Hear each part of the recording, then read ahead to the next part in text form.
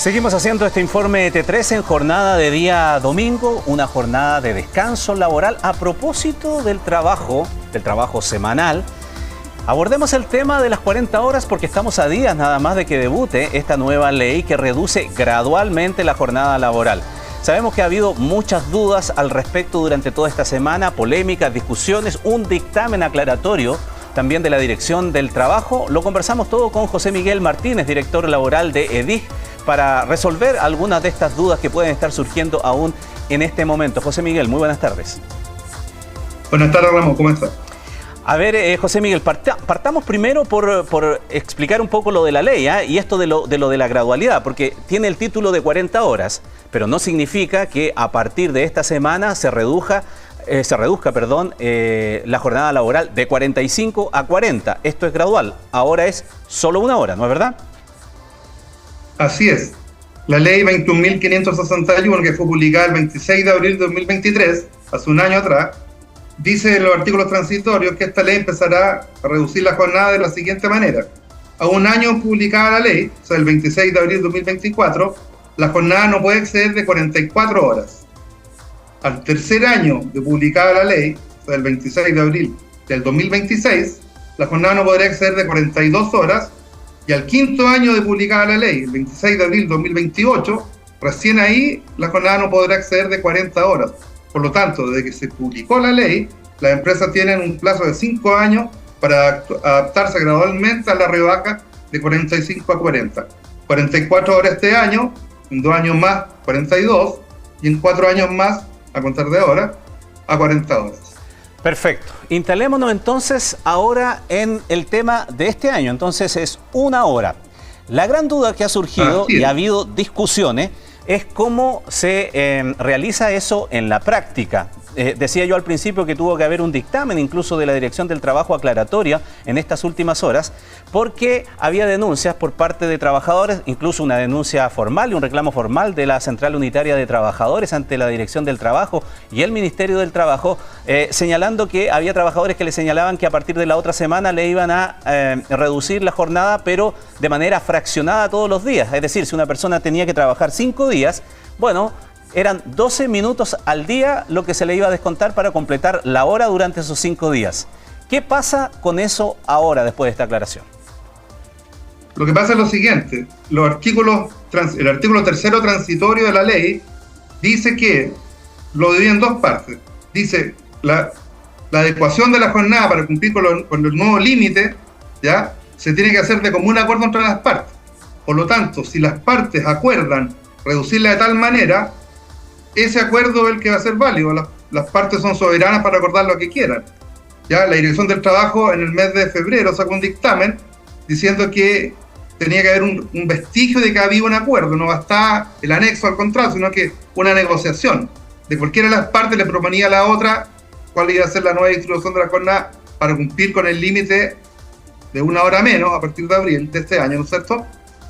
Y si la otra parte le contestaba que sí aceptaba, ese era un registro que había un acuerdo, y eso se lleva a cabo después a partir de 26 de abril de 2024, o sea, el próximo viernes, la jornada reducida a 44 horas de común acuerdo. ¿Cuál es el problema? Cuando no hay acuerdo, el mismo artículo tercero transitorio dice que a falta de acuerdo será el empleador el que tiene que reducir la jornada en forma proporcional a los días que la tiene que distribuir. Lo dice la ley.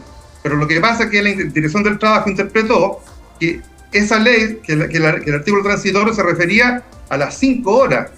Por lo tanto, si yo rebajaba la jornada de 45 a 40 de un viaje, podía rebajarlo unilateralmente, si la jornada era en 5 días, 1 hora diaria, y si era en 6 días, por ejemplo, de lunes a sábado, yo la rebajaba en 50 minutos diarios. Y se quedó con eso.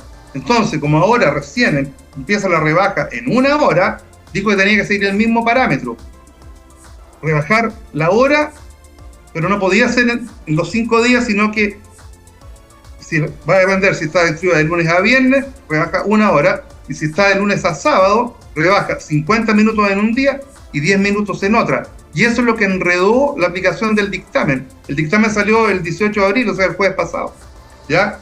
Pero mucha gente, muchas empresas interpretaron la ley en términos generales, y yo podía distribuir la rebaja en los 5 o 6 días en que está distribuida la jornada, pero como ahora reduzco 1 hora, eso no puedo hacerlo, y la Dirección del Trabajo dijo que tenía que ser en 1 o en 2 días, dependiendo de cómo estaba distribuida la jornada. Ese es el gran problema. Eso se entiende. Lo que sucede es que hubo varias empresas e incluso algunos gremios, especialmente el gremio de la gastronomía, que reclamó muchísimo al respecto, indicando que, bueno, ellos habían hecho sus adecuaciones, que ellos habían interpretado la ley de esa manera, pero lo que les señaló la Dirección del Trabajo y también la propia ministra del Trabajo, que aquí había un espíritu de la ley, que el espíritu de la ley, cuando se legisló sobre esto, era precisamente darle más tiempo para el descanso de las personas, para su desplazamiento, para compartir con su familia, para llegar más temprano a casa.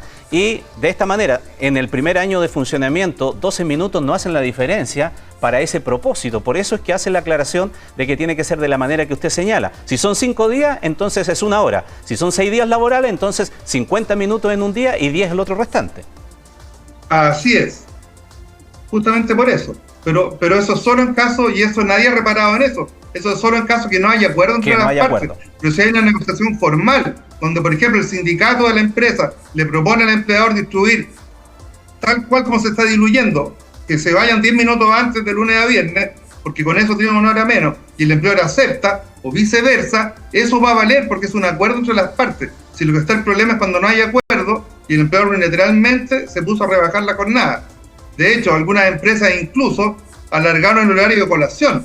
En vez de tomarse 1 hora, le dicen ya, tómate 1 hora, 12 minutos de colación y ahí está la hora menos. Y eso sí que no estoy de acuerdo. Nunca fue el espíritu de la ley alargar la colación para cumplir con la rebaja horaria. Supone que uno tiene que trabajar 1 hora menos a partir del próximo viernes, ya sea llegando 1 hora más tarde al trabajo o yéndose 1 hora antes. Ese es el espíritu de la ley. Se entiende, entonces, queda clarísimo, cuando hay acuerdo en todo caso entre trabajador y empleado con el sindicato y quieren hacerlo y fraccionarlo de manera proporcional durante la semana, no hay problema. Lo que no puede haber es una imposición unilateral. Después de pasado, así es.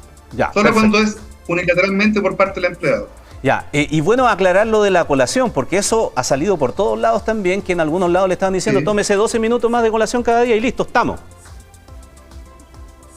No, ese nunca fue el espíritu de la ley, alargar la colación.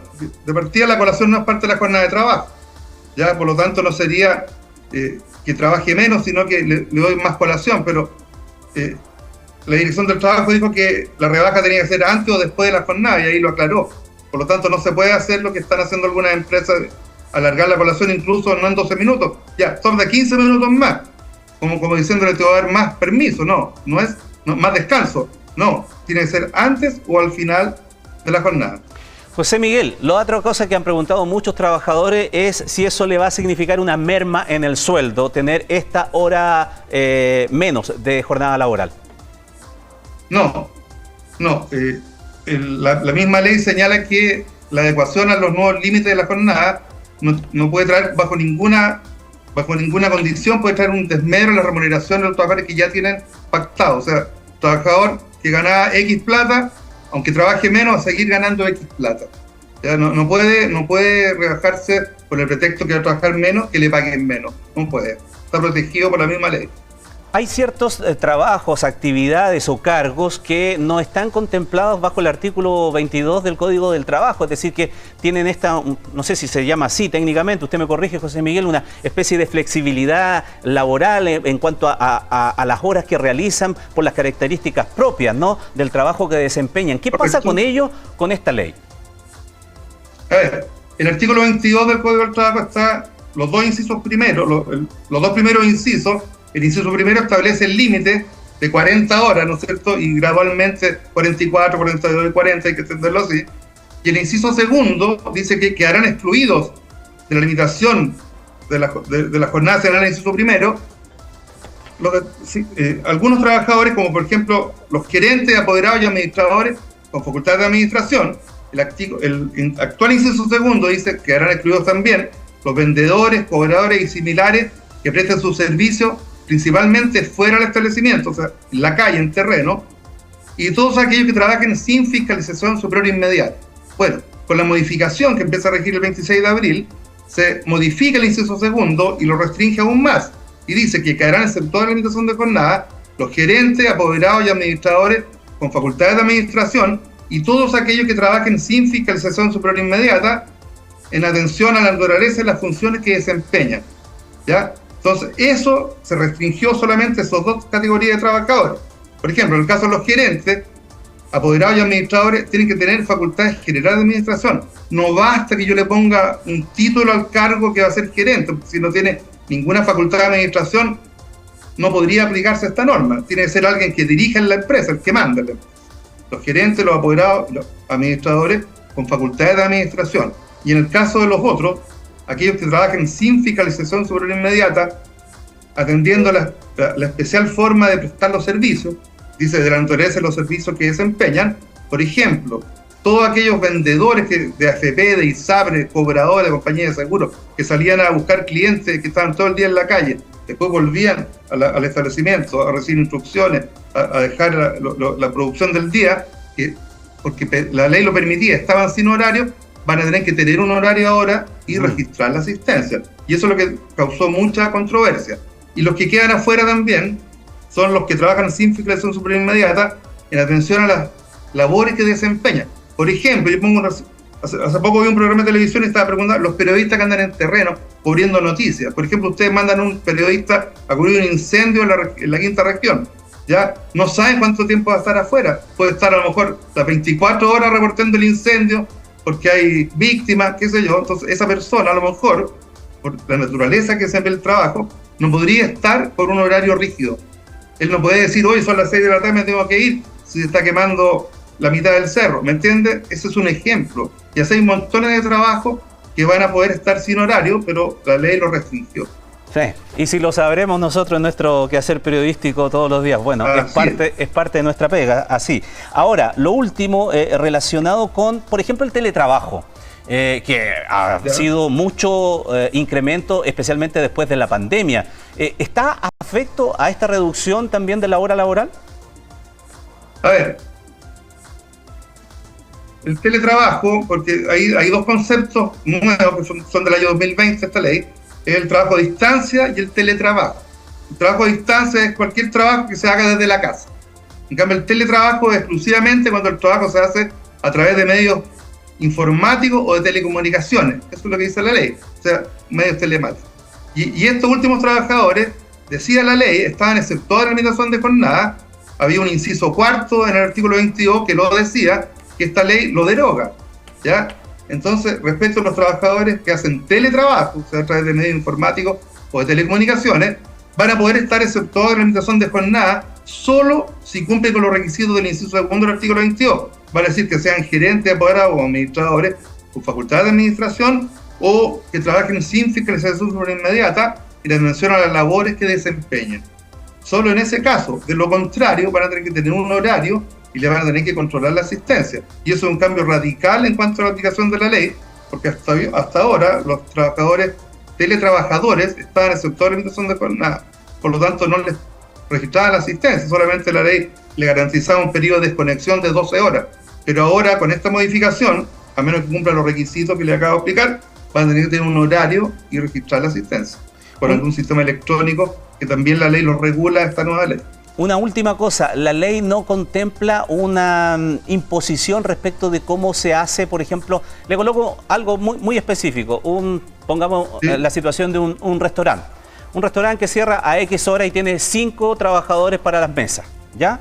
Entonces, a los 5 trabajadores podría ser que Juan se va más temprano el día lunes, Pedro se va más temprano el día sábado, o sea, el día martes, y así sucesivamente a completar los 5 días. No quiere decir que ese establecimiento comercial tenga que cerrar obligadamente una hora antes alguno de los días. No necesariamente. Hay que partir de la base que los contratos de trabajo son individuales, a menos que estén regidos por un contrato colectivo, que es el menos caso, ¿no es cierto? Los contratos individuales, cada uno pacta las condiciones, por lo tanto yo como empleador podría pactar con el trabajador, con Pedro, que se vaya el lunes una hora antes, con Juan, que se vaya el martes, con Juanita el miércoles y así sucesivamente, y yo mantengo el horario y voy rotando quién se va primero en la semana. Eso no está prohibido y no es ilegal tampoco. Repito, porque los contratos son individuales, cada uno pacta las condiciones. Perfecto, se entiende. José Miguel Martínez, director laboral de EDIG, gracias por su tiempo en esta jornada de día domingo. Sabemos que todavía hay mucha duda y nosotros estamos en esta campaña de tratar de ir con fuentes absolutas, por supuesto, ir aclarando la implementación de la normativa, que en definitiva busca precisamente que los trabajadores puedan disponer gradualmente, luego de aprobada esta ley, de un mayor descanso para poder disfrutar con su familia, con su entorno, simplemente descansar, o el ocio, que también es parte de despejarse para poder producir mejor. Muchísimas gracias, José Miguel Martínez. Gracias, Ramón, por invitarme y sigan difundiendo esta ley, que es muy importante. Gracias, hasta luego.